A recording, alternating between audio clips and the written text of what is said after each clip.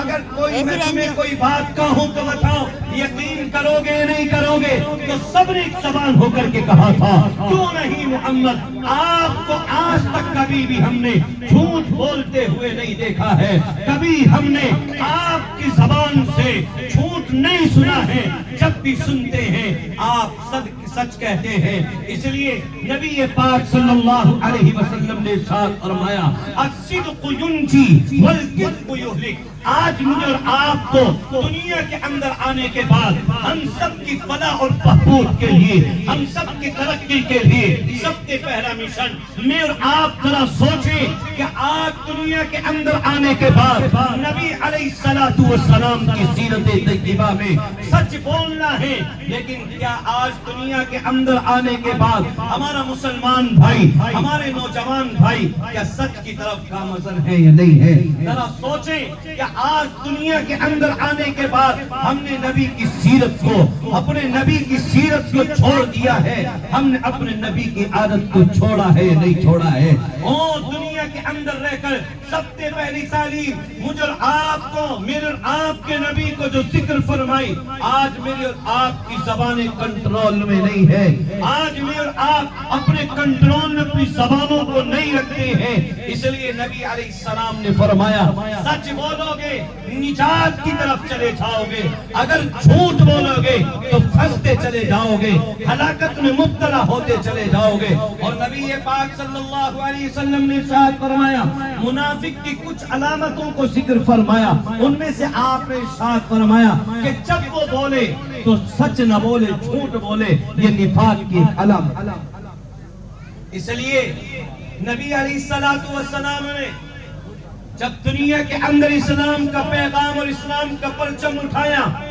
اور لوگوں کے سامنے تبلیغ شروع کی، اور نبی علیہ السلام نے پہلا پیغام ذکر فرمایا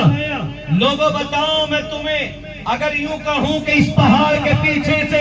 ایک لشکر آنے والا ہے اور وہ تمہارے اوپر حملہ آور ہونے کے لیے تیار بیٹھا ہے، اور وہ تمہارے اوپر حملہ کرنے کے لیے تیار بیٹھا ہے، تو بتاؤ تم میری بات کو تسلیم کرو گے نہیں کرو گے؟ تو سب نے ایک زبان ہو کر کے کہا تھا کیوں نہیں محمد، ہم نے آپ کو آج تک جھوٹ بولتے ہوئے نہیں دیکھا ہے۔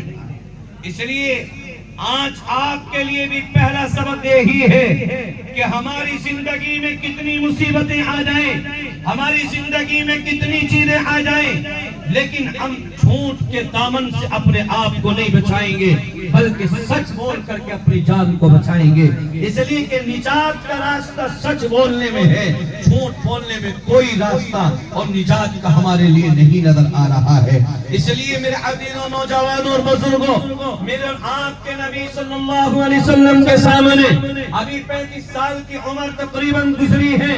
اور ایک معاملہ میرے اور آپ کے نبی کے سامنے ہوا ہے۔ آج جس بیت اللہ کے لیے ہم طواف کرتے ہیں، اس بیت اللہ کی تعمیر کے سلسلے میں، اور اس کی تعمیر کی گئی، اور جب حجر اسود کو رکھنے کا نمبر آیا ہے، آج میں آپ تو شاید نہ جانتے ہو، اور بالخصوص ہمارے وہ بھائی جو حج اور عمرہ کرتے ہیں، جو زائرین ہیں، وہ نہ جانتے ہو نبی علیہ السلام کی عمر مبارک تقریباً 35 سے 37 سال ہے، اور اس طریقے کا معاملہ آیا کہ اب جس وقت میں اس پتھر کو رکھنے کا مسئلہ آیا تو مکے کے بڑے بڑے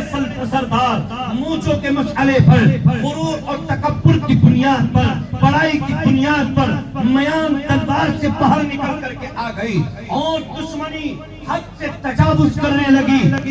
اس وقت میں ایک فیصلہ متعین کیا گیا کہ ایسا کرتے ہیں کہ جو بھی بیت اللہ کے اس گیٹ سے پہلی مرتبہ داخل ہوگا، اب جو ہمارا فیصلہ ہو رہا ہے، اب سے لے کر جو بھی پہلے داخل ہو جائے گا اسی سے ہم اس پتھر کو رکھوا لیں گے، یا اسی سے اپنے فیصلے کو کرا لیں گے۔ نبی علیہ السلام ابھی وہ مشورہ چل رہا تھا، ادھر سے نبی علیہ السلام آ گئے اور ایک اور صحابی اللہ کے نبی علیہ الصلوۃ والسلام سے پہلے چلے، لیکن اس گیٹ اور اس حد سے جب آگے بڑھے نبی علیہ الصلوۃ والسلام کا قدم مبارک اس سے آگے نکل کر کے آ گیا، لوگوں میں ایک شور برپا ہو گیا، یہ تو محمد ہے، اس کے فیصلے سے ہم متفق ہوں گے، اگر یہ جو بھی فیصلہ کرے گا ہمیں متفقہ طور پر منظور کر لیا جائے گا۔ یہ میرے آپ کے نبی کی سیرت ہے، یہ میرے آپ کے نبی کو لوگوں کی چاہت ہے، یہ لوگوں کو نبی علیہ الصلوۃ والسلام سے محبت ہے۔ میرے اور آپ کے نبی کے سامنے یہ مقدمہ رکھا گیا، ابھی نبوت نہیں ملی اور یہ مقدمہ پیش کر دیا گیا، محمد آج ایک فیصلہ کر دو، اور فیصلہ یہ ہے یہ پتھر رکھا ہوا ہے، اس پتھر کو یہاں سے اٹھا کر اس بیت اللہ کے اور اس کعبۃ اللہ کے اندر رکھنا ہے، اس کعبے کے اندر رکھنا ہے، اس طریقے سے رکھیں اور ہم میں سے کون رکھے؟ محمد عربی صلی اللہ علیہ وسلم کی فراست دیکھیں اور آپ کی بصیرت دیکھیں۔ آپ نے فرمایا ایک چادر لاؤ، اور اس چادر کو آپ نے بچھوایا، اور چادر کو بچھوانے کے بعد آپ نے اپنے دست مبارک سے اس پتھر کو اٹھایا اور پکڑ کر کے اس چادر کے اوپر رکھ دیا، اور میرے آپ کے نبی آگے آگے چلنے لگے اور فرمایا مکے کے بڑے بڑے سردار ہیں، ہر قبیلے کے سردار کو بلایا اور اس ہر سردار کو بلا کر کے فرمایا ایک ایک کونا پکڑ کر اور اس چادر کے ٹکڑوں کو پکڑ کر اور اس چادر کے کونوں کو پکڑ کر